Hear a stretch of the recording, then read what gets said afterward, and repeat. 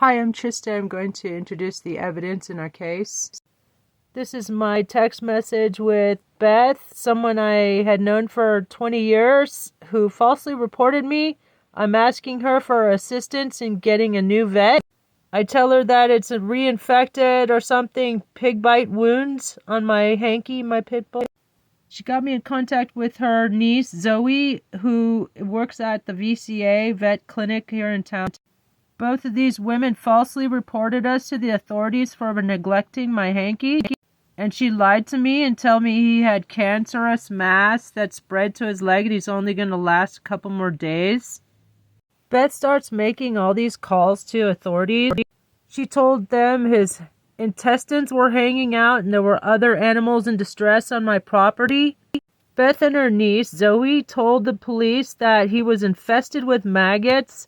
So they came around to my place and we told them he was bit in the pecker by a pig and was at the vet's at that very moment. But thank you, all my other animals are fine. Then Clarissa, with Pima Animal So-Called Care Center, went and visited Hank's body. He had to be put down, they said. And she should have noticed that his wounds were in keeping with our reporting, not with Beth's and Zoe's.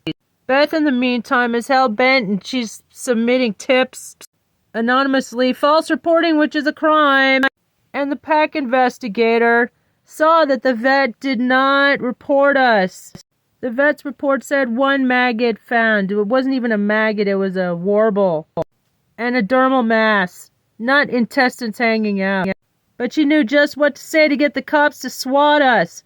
They ran my address through Chameleon and saw that there were no reports, but they brought in 34. They didn't have any probable cause, but they got a search warrant anyway, and 34 people raided private property. This is a huge case where all of our rights were trampled. Unreasonable search and seizure.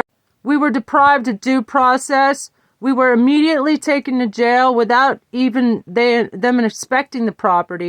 And guess what? They tortured all of our animals. They took all of our animals away and tortured them.